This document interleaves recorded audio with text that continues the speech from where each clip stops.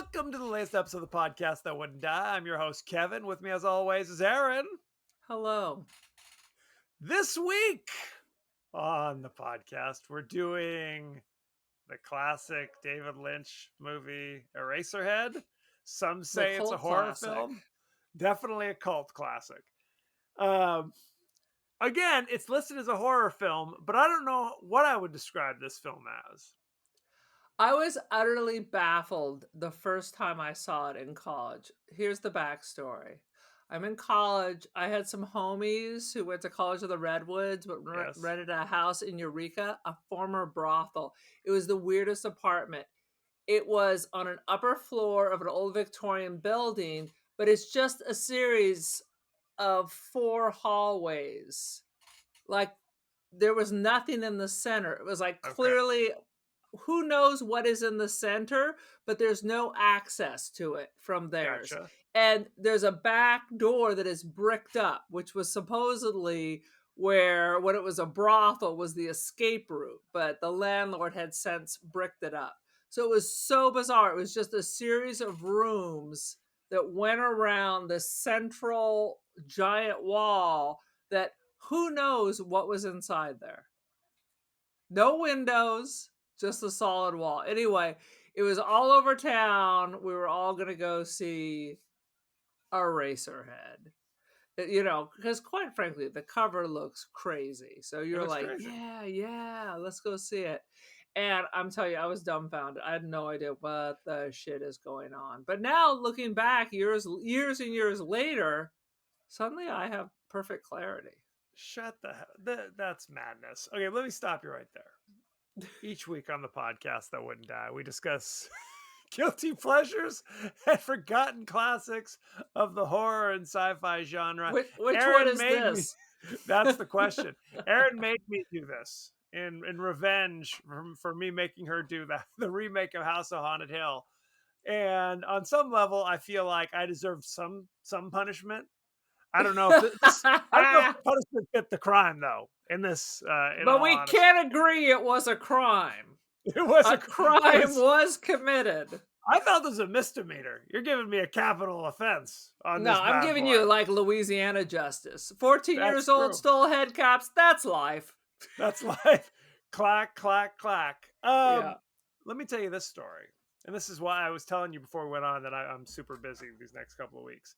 As I may have told you, a week from Saturday, I'm going to be on a podcast, the Halloween Megapod, where we're going to discuss every Halloween movie in existence. And today, I was watching the 2 Rob Zombie Halloween movies, which I had never seen before. And now you love Rob Zombie? Oh, no. Oh no! And we're just like Eraserhead. There are people who love Rob Zombie, who motherfucking his do. church. You can say that. I agree. I have PTSD because Kevin will just text me randomly while I'm at work, going, "I just had to edit 30 F-bombs from the last podcast." Now I'm scared. He's so angry. This is the cold hard reality. Taking a break from Rob Zombie for a second. I like having a few F-bombs of Aaron sprinkled in for a little flavoring. But too much spice spoils the stew, as far as I'm concerned. And what I tell her is that every time she drops an F-bomb, that adds 5 minutes to my editing time. Well, let me tell you what, you're fucking out of your mind, because saying is the fuckingest greatest thing that ever fucking arrived. That's 25 extra minutes. Hope it was worth it. At least it's all bunched together. I might just cut this whole section just to make it easy on myself. Damn your eyes. No, but if you have not seen a Rob Zombie movie lately, they are, let me just say, distasteful at best. Gratuitous nudity, which normally I don't have an issue with. Even I was having an issue with it in these 2 films. And it's like the violence. It's like, I like a fun slasher. Like I feel like 80s slashers, generally speaking, are kind of fun. They're innocent. Well, people die, but it's not a 20-minute stabbing scene. You know what I mean? You get one stab and you're good to go. With Rob Zombie at the helm, it's like he's in there with sharpening the knife for 15 minutes, choosing, is it a paring knife for this scene, or am I using the butcher cleaver? It's like, I don't need 20 minutes of the stabbings. Anyway, I I don't even digress. need 3 minutes of Rob Zombie, so how about that? I'm right there. Well, and you and I know this. We saw House of a Thousand Corpses when it first came out. That was his And that first was big it. foray. And both of us looked at each other and were like, no, I think we're good. We don't ever have to see another Rob Zombie Ever again. ever Check the again. box. I don't need to see all 1,000 corpses. Okay? I don't need all 1,000. That's all I'm saying. Moving on. And Karen Black. I mean, we went to fucking Fangoria. Oh, they're falling There's out number now. 8. Okay. We went to Fangoria Yes. because Karen Black was going to be there with Crazy Rob Zombie and the rest of the kooks. And then we're like, it's enough. Was it? It's that thing I've often said. It's like Rob Zombie knows what aspects are supposed to be in a horror film, but he doesn't know how to place them artfully. So he just kind of pours them in a blender, grinds them up, and then just kind of pours it out. And then you go, there it is. Voila, horror. So not my thing. Plenty of men who love that crap. Ain't no lie. Ain't no lie. Aaron, Bye. give us your 30-second synopsis, if you can, of Eraserhead. A man is trapped in a loveless marriage, unprepared for fatherhood, and it crushes him. The end. Yeah. Somebody, I was reading some behind the scenes stuff, and Mel Brooks loved this movie. Loved it. He said it is an immature man grappling and fleeing from his responsibilities. 100%. That's what Eraserhead. And through and that I lens, never saw, when I was younger, I never saw that. I was utterly confused. Now, having had a child and been married, I'm like, it's so clear. How did I miss all of this? well, and you can see that. There is, but there's a It's lot of oppressive. extra crap. There's a lot of extra crapola where you're like, and what is this? And what does this mean? And what the hell are you talking about? Yes, there is a basic plot of he knocked up his girlfriend, who he's not that thrilled about, and she's not that thrilled about him either. Truth be told, they get Quite frankly, married. he's the shining star of this whole thing. He is the most normal of anyone in this, including their jacked up baby. Yes, she gives birth to a mutant for reasons unknown. Now, people say it's meant to be kind of post-apocalyptic, but frankly, I don't see enough of the outside world to have any opinion if it's supposed to be a post-apocalyptic. Quite frankly, it's kind of Dickensian almost. It's like you're living in these flop houses. Yes. You just hear the roars of the factories and the back. I mean, it's shot beautifully. And the auditory, just the sounds, oh my God, it just adds to it. It is so depressing and stressful and claustrophobic and disturbing. Nothing's funny. Nothing's funny. Not at all. It's interesting because I went for real. Just dementia. I went on a deep dive of some of his other movies, and the reoccurring theme is even the actors don't know what the hell's going on. I was reading about Mulholland Drive, which he did with Naomi Another Watts. confuser. Most of them I predict, but Mulholland Drive I need to go back and watch because I was equally baffled. The actor Justin Theroux, who plays, I think character's name is Adam in Mulholland Drive. People interview him, and he's just like, you can ask, what does this mean? What is my motivation? He's happy to hear you ask. He just won't ever tell you. So you're kind of wandering through it blind. Was this actor going, it's like you're wearing a blindfold trying to make act a choice. These things. Right. Make a choice. You get no guidance. Like, whether or not you just give me my scenes to deal with, or you give me the whole play, it does not matter because I will never know. So it's not And David Lynch obviously famously will not talk about what do his movies mean and what is he trying to say and what's the plot, what is it about. But you figure hopefully he shares it with the people on the screen. He does not. He does not. Jack Nance, who plays Eraserhead, just tells people, hey, just a movie.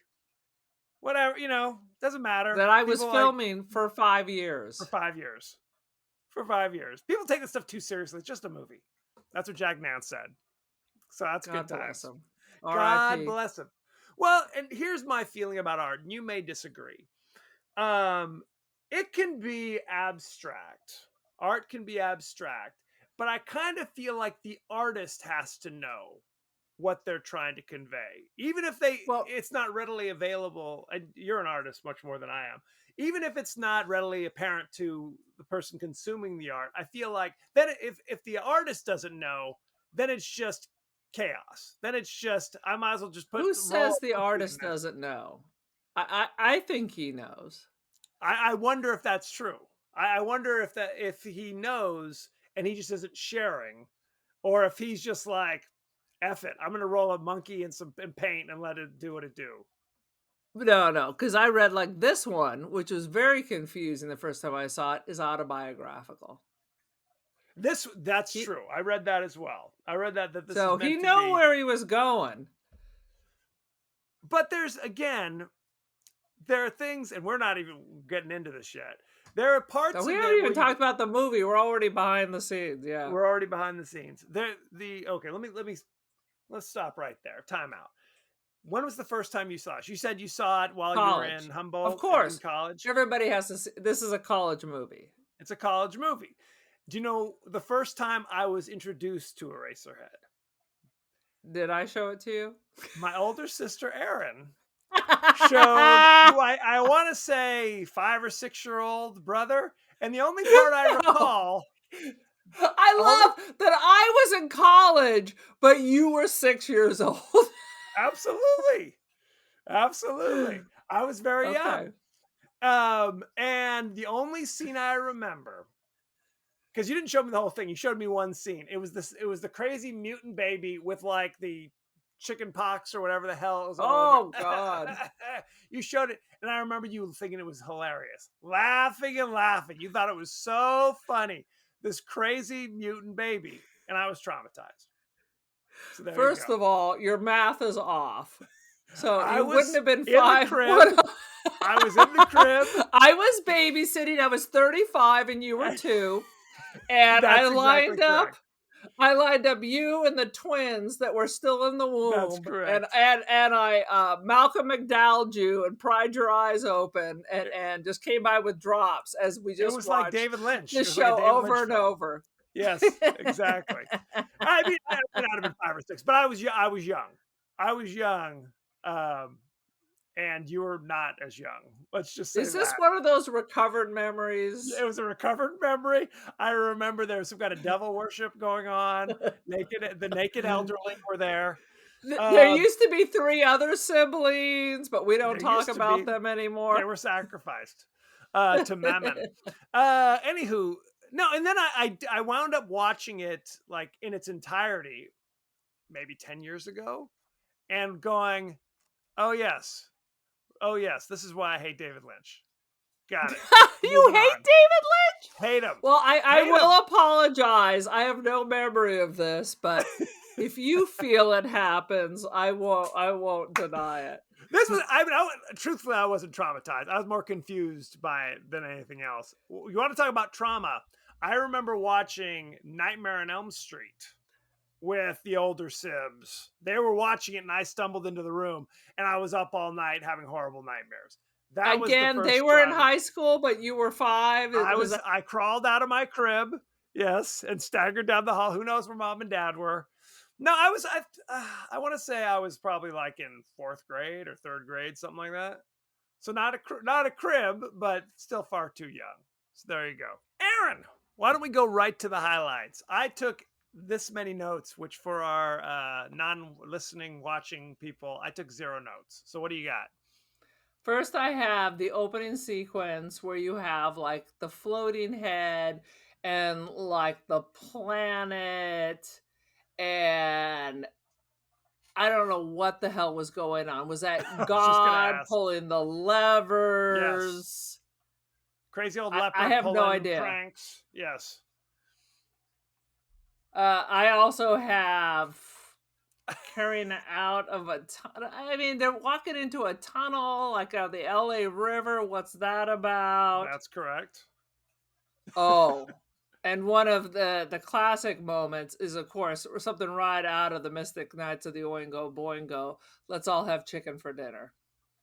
Oh god. Okay, yes. Those there are multiple moments when something kind of vile occurs in this movie that is deeply unsettling. Where he goes to visit his girl. He's been invited to his girlfriend's parents' house for dinner. He hasn't seen his girlfriend in a while, doesn't know why.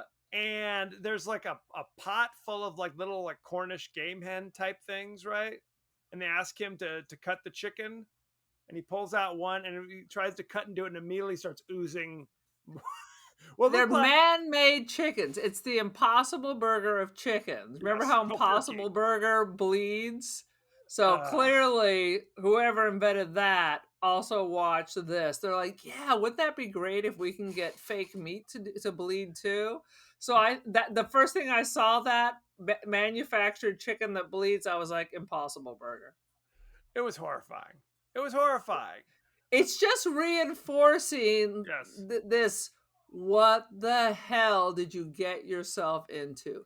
Now you're tied to these freaks for the Right. rest of your mother loving life. And this all happens while he's on vacation. Literally the worst vacation in the history of cinema. The worst vacation. Well, so they get yeah, she's pregnant with his mutant child. And I guess she's been gone for 9 months. I mean, what the hell? She bounced, hasn't come around a lot lately, gave birth to a mutant baby, and then it's like, hey, the mom's like, hey, you need to marry my daughter while I'm trying to make out with you. I gotta get a little piece for myself before the nuptials. Yeah, What the hell is it's that? like freaks. There's nothing that's not freakish about him. While he's sitting with his girlfriend, she's having some kind of shimmy, shake, shivers. Oh Uh, God, that then was so then ridiculous. grab. It's so ridiculous. Then grandma's doing it. Then grandma's putting the move on you. Her Yes, father. It's just all. It's like you're on. Someone has slipped you a hallucinogen. yes. Then all of a sudden, guess what? Even though we're barely together, I just had your baby. We got to get married. Meet your new family. It's Well, like and something where you want to jump off the building. absolutely. So it's and I guess I read the story about him, and this is about him and his first wife. They were Yes. dating in college. She got pregnant. They got married.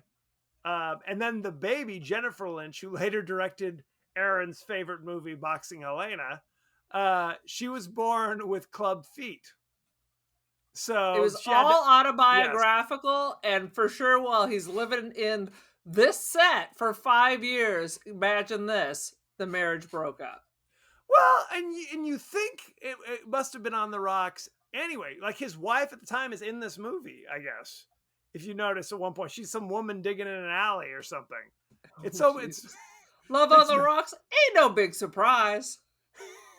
I heard a comedian do "Love on the Rocks, scratch your behind," and I always thought that was the funniest thing. Anyway, it. So yes, so the marriage. Well, the other thing I discovered. This is all behind the scenes.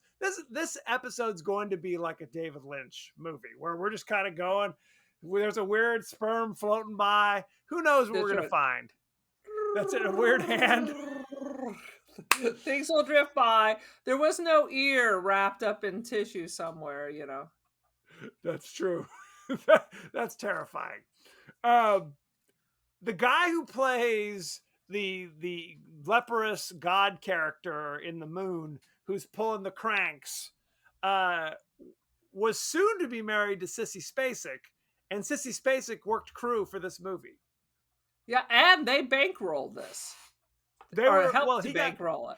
He got money from the American Film Institute, but not enough to finish it, which is shocking because to it was me. a 20-page treatment, and they're like, this 20. ain't enough for a movie. They insisted he had dialogue, which he wasn't sure he wanted to. He's like, I don't think we do. This is what I've realized from this deep dive that I've done. David Lynch was a painter. His initial medium was he loved to paint, like He's painting right now. So he's still a painter, right? So when he Yeah. became an artist or a director, he basically was like, I'm transferring my sensibility for the canvas to the screen. Okay. And, I'm not going to stand by the painting and explain what it means.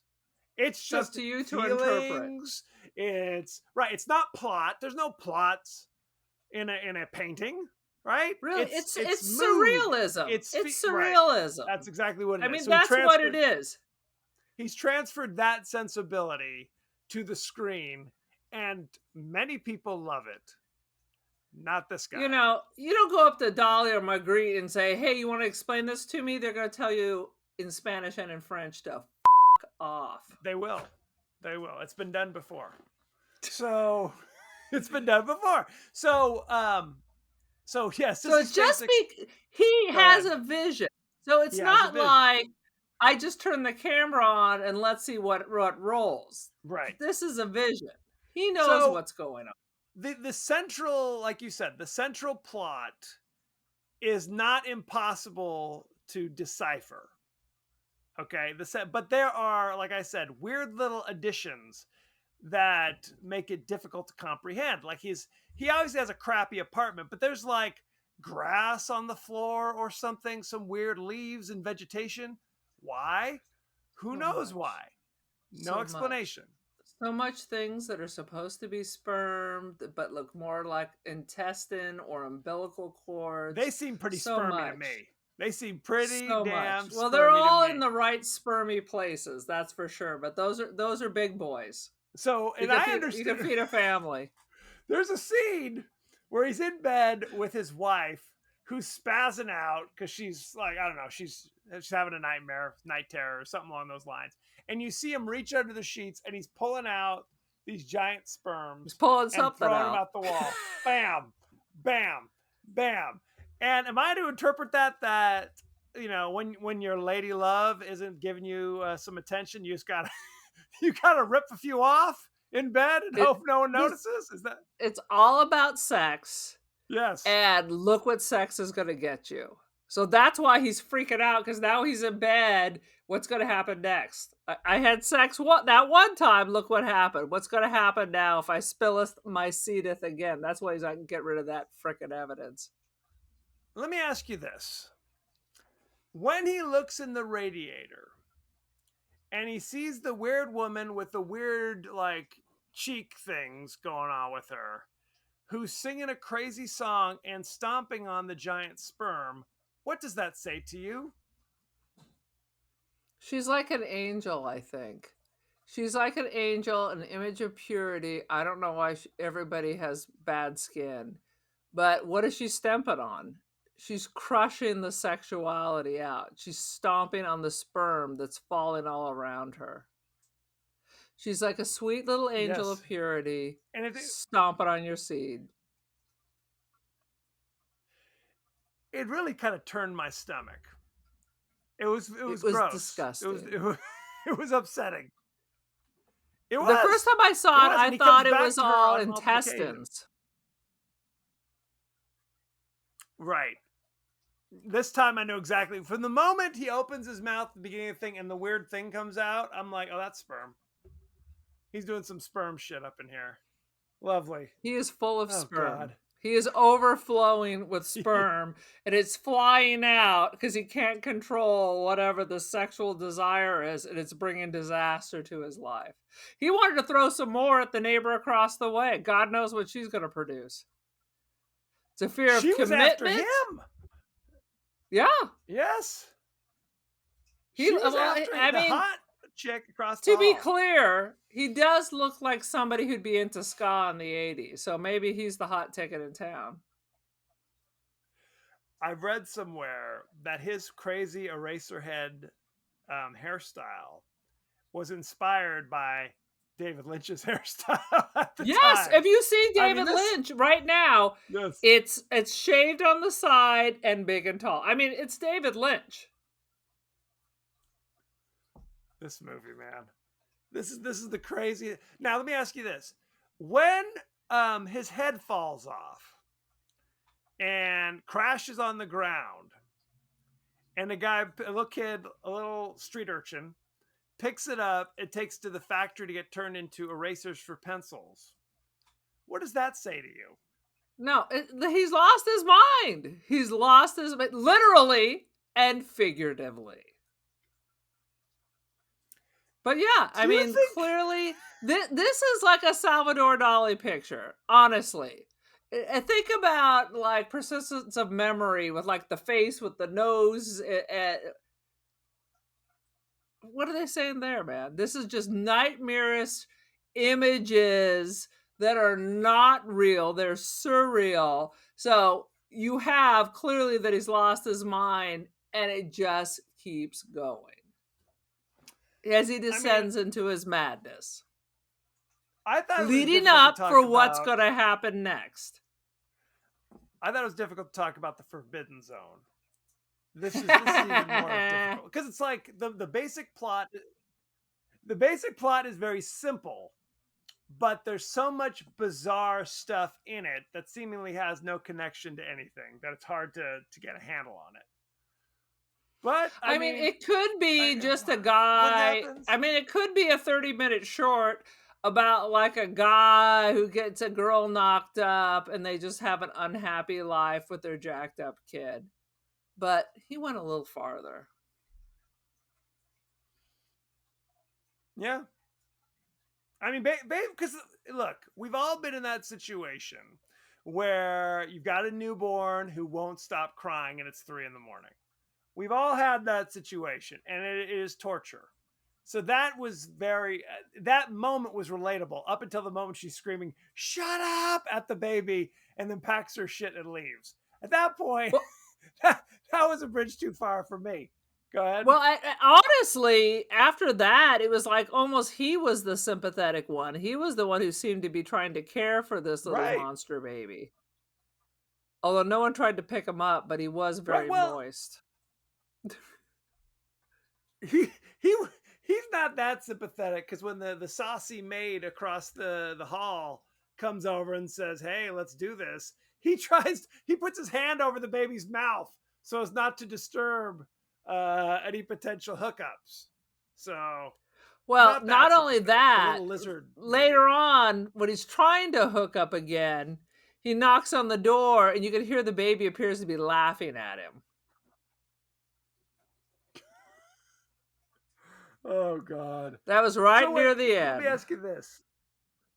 Oh God, that's when I started falling asleep. There are a couple times I watched this last night. There are a couple times I was falling asleep, and I'm like, I need to rewind this. But then I'm like, does it matter? I mean, there's no rhyme or reason to this. I could rewind it 10 minutes back, or 30 minutes, or 30 seconds, and I would be in the exact same position. So it's anarchy. But at the end, he unwraps the swaddling clothes of the little mutant baby, and it's just like its guts just fall out. I was No, there's like, no falling out. It ah, was like literally there is nothing else. And the baby really just right, represents like the giant sperm. I mean, that's really all it is, was that kind right, of head and intestines yes. and tails and everything. It looks like a horse's head if you cut off the ears and skinned it. Oh my god. It was and it just has this pitiful sound, but you know that if you've ever had a baby, you know that where it's just crying and crying. When you have like Oh, a perfectly absolutely. lovely looking child and it's crying and crying, you're ready to throw it out the window. This time you got like Oh, a no freak question. mutant with your freak mutant wife or your freak mutant husband, and Yeah. this is it. This is it. Suddenly, I feel like it's 1890s, and I'm living in one of those tenements in New York with a crying baby, and I got no food. And what else is there? I mean, all morality gone. You got to do what you got to do to survive.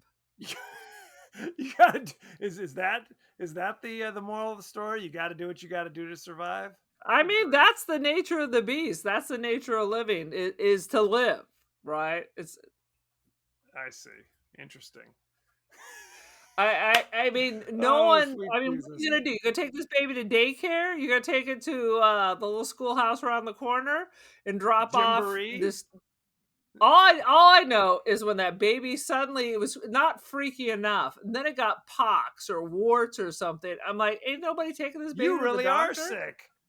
Yeah, You exactly. because he was like at least he was the only one who ever spoke nicely to the baby, even though he was going to That's abandon correct. it. And of course, what do they call it? Filiocide. Then he kills it. But Then he at murders least it at the now end. you Yes. know if you have a mutant sperm baby, horsehead sperm baby, you can take it over and give it to the nice fireman. At least in Yeah, California. that's true. I mean, it's I'd be like, like what was deuces. it? This Is Us. I mean This, that could have this been I mean, this This Is is Us with a little. oh yeah. This is the baby is the embodiment of their sin. And this is your punishment. So, like Mm. in the slasher movies, you have sex, you die. Here, it's like the screaming scarlet letter that you're going to be saddled with forever. That all it does is And lay that there thing and was very unsettling. suffer and cry. Suffer and cry. That's all it does. It does. Is a constant reminder Awful, that you are awful. trapped and how terrible your life is, and it's never going to get better. This is a depressing Sad movie. but true. Any Depressing. last? It's yeah. It's well. And again, I don't know if I'd call it a horror movie. I would call it incomprehensible family drama.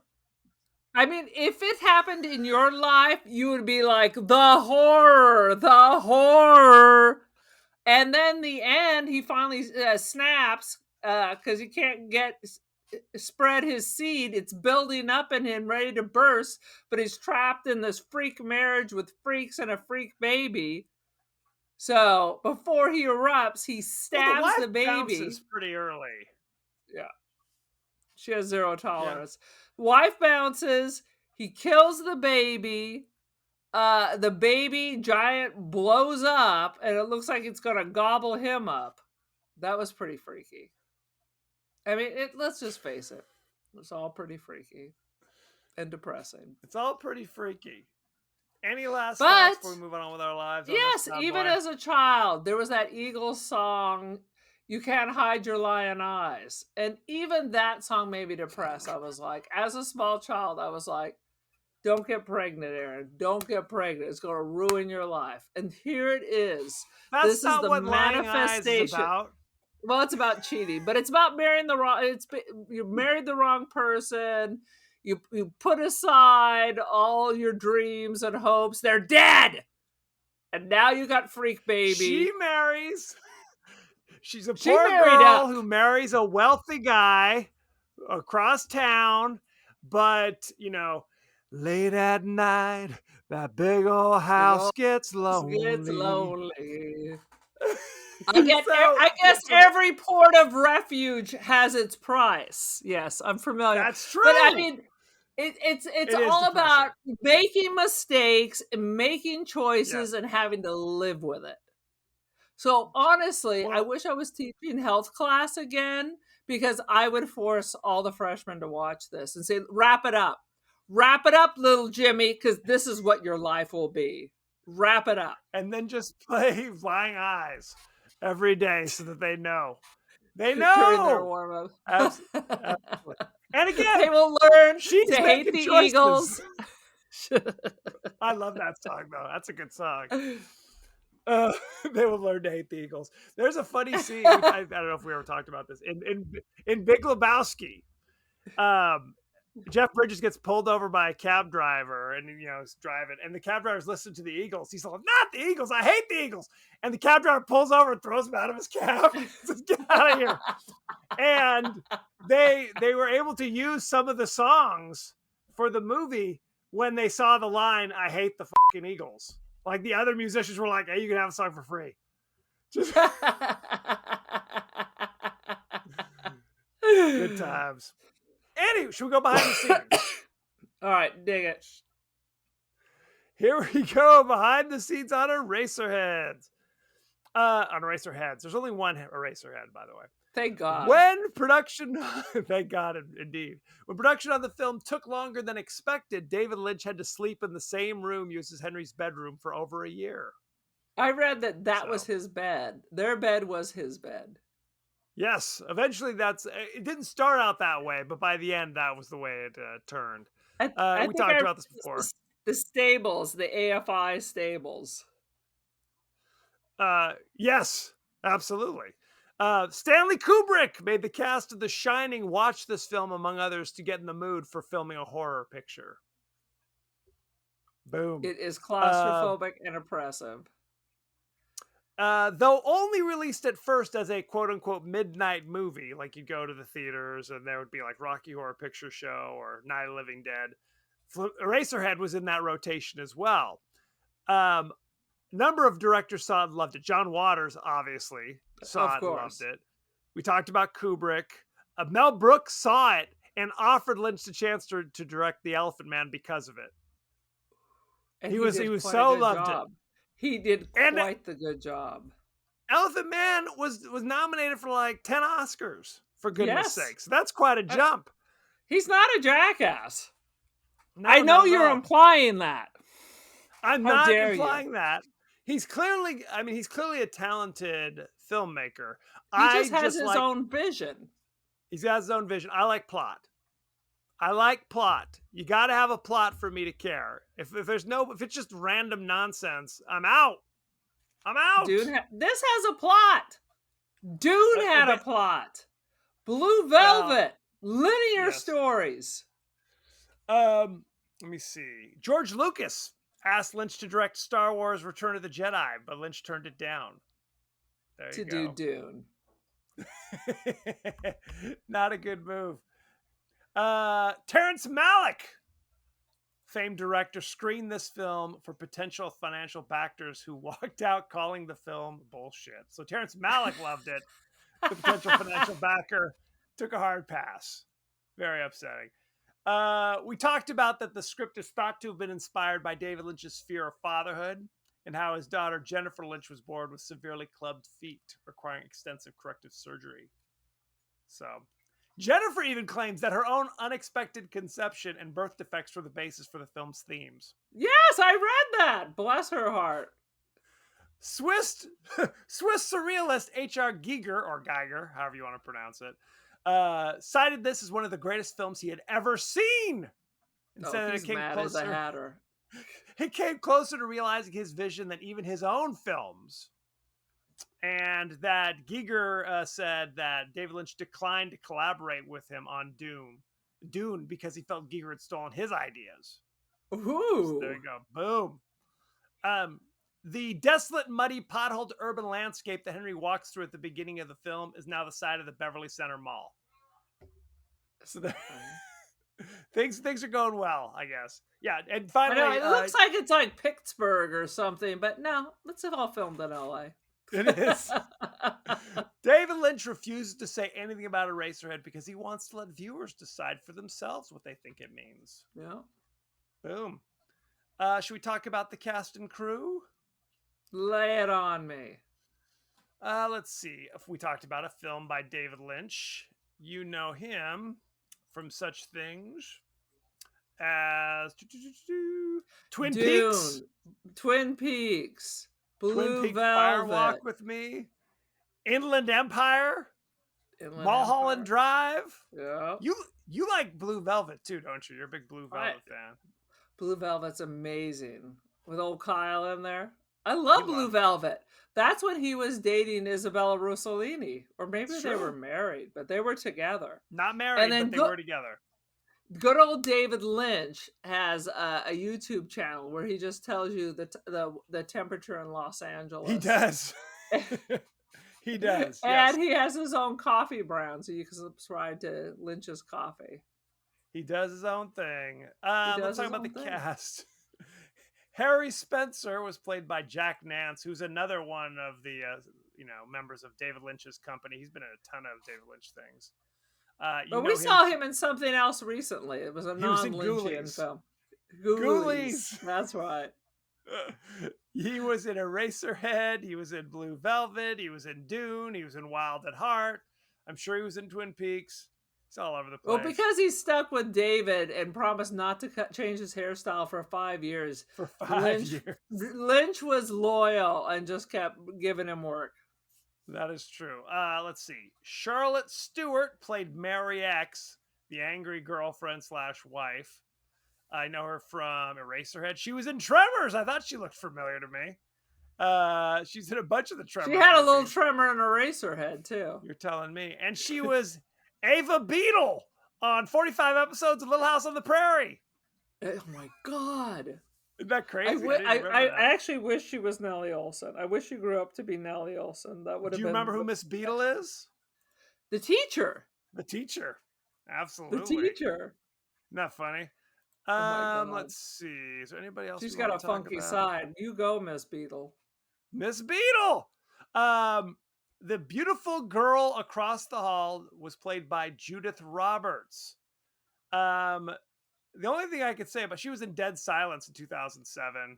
She was in You Were Never Really Here in 2017, Death Sentence, Eraserhead. But interestingly enough, she was married to Pernell Roberts for 9 years before this. What? Movie. You got a fight to pick. You got a right to pick a little fight bonanza. That's Good correct. Heavens. He was. Well, this is 77. Cartwright. Yeah. Yes, this is years, and she was like in her 40s, like when she was in this movie as the sexy woman across the hall. So there you go. Good times had by all. Shall we Clearly talk the about most attractive person in this film? She was very attractive, shockingly enough, and she was all over Eraserhead. She couldn't get enough. Do you know? Okay, ratings. Currently, Eraserhead has 90% certified fresh. Certified fresh. Do you know what the audience gave it? 72. 82. Oh, see? Boom. See? It's just you. It's just me. There's no car chases, so you lost interest. I was out at that point.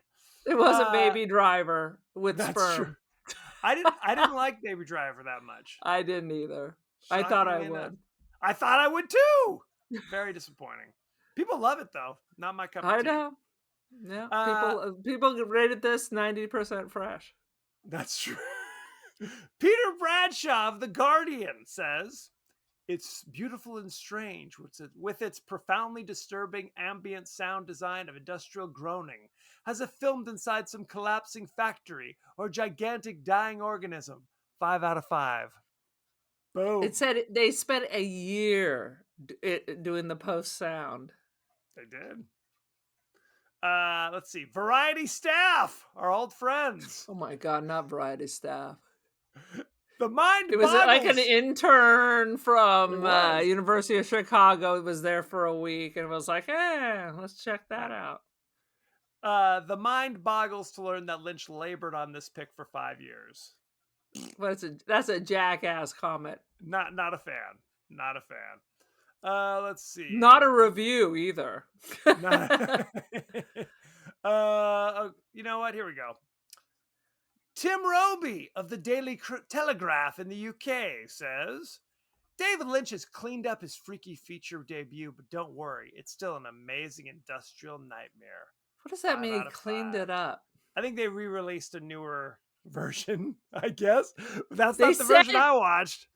Initially, the baby, after he stabs him, you know how it blows up, is supposed to come and eat him. Was the original ending supposed to be? That makes sense. Sweet Jesus. What is your rating of Eraserhead? That means he was consumed by his sexuality. I believe it.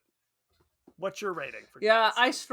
I struggle with this because, well, when I started watching it, I remember I was like, oh, Jesus.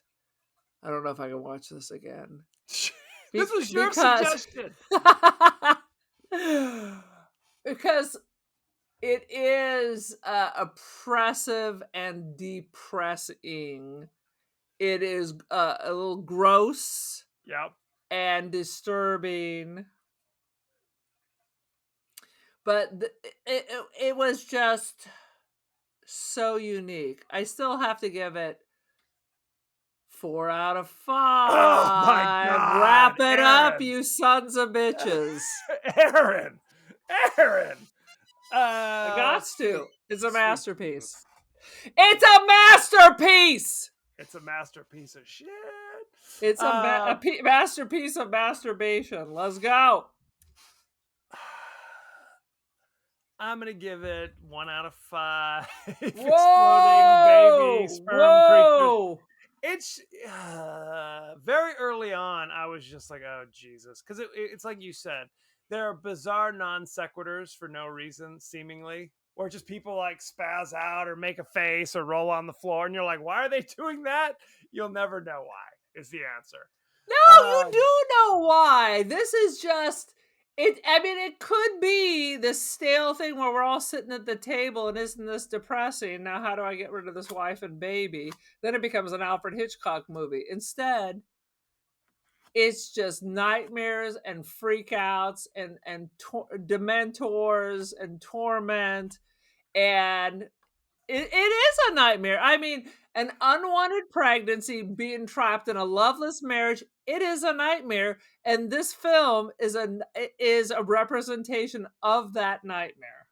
I mean, it's hard to even. I mean, I understand what you're saying, and I don't disagree. But the performances are so bizarre That's that what it's hard to even get a. It's not like you see, Eraserhead like going, "Oh, I'm so depressed." He's just kind of doing his thing. I'm here. I'm laying in bed. I'm making faces, and what's I happening? I don't don't think know. he's too bright. Okay. Well, then how can he be depressed if he's just like, whatevs? I'm on No, vacation. oh yeah. No, he's not on vacation in the Bahamas. He's on No, vacation he in ain't. hell. Well, at one point, his wife goes like, "You should be taking care of the kid at night. You're on vacation." And I was like, "I kind of agree, big guy. Don't, yeah, I understand why she's screaming and running out the door if she's on the clock 24/7. You're like, I'm just getting into bed, babe. Yeah, Sorry." I mean, that is every lady. I've been up all night. You were on vacation at work, you know, That is, yes, that's a 100%. thing. I have been the person at home with the screaming baby Yes, when the man comes home and wants to relax from this is his an issue. hard day. This is an issue because it's true when you have the new mom at home all day with just the screaming baby, and the father's out all day working in the factory or the mines or whatever he's doing, and they come back and they're both exhausted at the end of the day, but they still have that one job. So that is I remember I remember when Rebecca and I were first having Grace, we attended. It was some thing that the hospital was putting on to kind of talk to people about breastfeeding or something. And she said, the lady who was giving the talk, she's like, "There's the two main reasons for divorce are money and childbirth." I'm like, Of it's a little late course. to spring this on us now. You know what I'm saying? Surprise. Surprise, surprise. So good How many times. times have you heard from couples that are in trouble that once we have the baby, things will be more solid? And you're like, ha ha ha ha ha ha. No, that's ridiculous. That's ridiculous. I once talked to a married couple It's who throwing a grenade in the middle of a good, even if it's a absolutely good marriage, it's going to cause ruffles. no, it's ridiculous. But it was funny. There was a couple who were married, and the husband was like in the military, so he was like away from home for long stretches. And I remember talking to them, and they both told me this is why our marriage works. They're divorced 2 years later. Of course. Of course, the moment you I tell me I never need to understood, spend time especially away, Navy. Yeah. yes, I need time I need, away from my spouse. I need That's a time. kiss of I death. need 6 months out of the year to go spend time with my other family, That's correct. basically. Yes, it's the kiss of And death. if you're the lady, that means you're always having children by yourself. Right. You're basically a single mom Postpartum, already. you are completely on your own because in Yes. order for him to conceive, you know, he is never going to be there when you're Right. giving birth. That's correct. No. Yeah. Anywho, on that happy note, so wrap it up. Wrap literally, it up. No matter we need to what wrap they this say, show up. I'm infertile. Wrap it up. Doctors told me I can't have kids. Wrap it up. I'm impotent. Liars, liars, liars. Interesting. Good advice. So go to our pages on Facebook, Twitter, X, Threads, Instagram, TikTok. We're on YouTube. Whoop-de-doo. And a scary hand. You can also email us at the podcast that would die at Gmail. That's your cue, Aaron. Anywho, we're also on Apple Podcasts, Spotify, anywhere the finer podcasts are available. So don't forget to like, share, rate, and review. Won't you, Aaron? Won't you please? What this is your more social effective media? if you can't see my arm, actually. Yes, I realize. I agree. You're more of a Jennifer Lynch than a David Lynch. What's your social media, for God's sakes? I'm on all the usual media. I'm on the gram. I am the Cult of Aaron. Join the cult. I am also Don't Feed the Pigeon. Professionally, I'm on Artsy and First Dibs. I also have a couple zines for sale on my Insta. Check it out. Very cool. Now, ladies and gentlemen, what we love to do from time to time is talk about viewer and listener mail or feedback. Aaron, Speaking of what feedback, it sounds like Eraserhead's coming to life in the background of your house right now. Absolutely. That's how we do it in our house. All right. Well, as we know, my brother Kevin does these WTF videos that I put on the Ticker Talker. I do. So recently he did a Buckaroo Banzai. And what did our friend say as he was walking through the scene, sir? Why is there a watermelon there? I'll tell you later. I'll explain. I'll tell you later. And one of our viewers, Keith Adams on the Ticker Talker, says he, in fact, does not tell him or us later. And he actually used punctuation. So that's nice of him. And and then in regards to Time Bandits, we have a writer who wishes to remain anonymous, but says it is one of the sexiest casts. A writer who wishes to remain anonymous. Interesting. Very good. Anywho, next week we are having a very special guest. My buddy Pete from the Middle Class Film Class is doing us the honor. We are going to discuss the horror science fiction classic, The Void. Where do you see The Void? You can watch it on Peacock, AMC Plus, Crackle, Shudder, Plex. It is in a number of places. So I have never heard of this. Is it in fact about someone making a poo? Voiding their bowels? Perhaps. Yes. Perhaps. If it is, I'm not watching it. I'm going to tell you that right now. So you haven't seen this movie that you've signed us up for? This was Pete's suggestion. When we have a guest, I usually throw it to them and say, "What would you like to do?" We're free and easy. If we haven't done it before, generally speaking, we're down. So there you go. Okay. So go watch The Void at one of those places and send in your favorite scenes, favorite quotes, comments, and questions, and maybe we'll talk about it on the show. So thank you very much, and be well. I say good day, sir.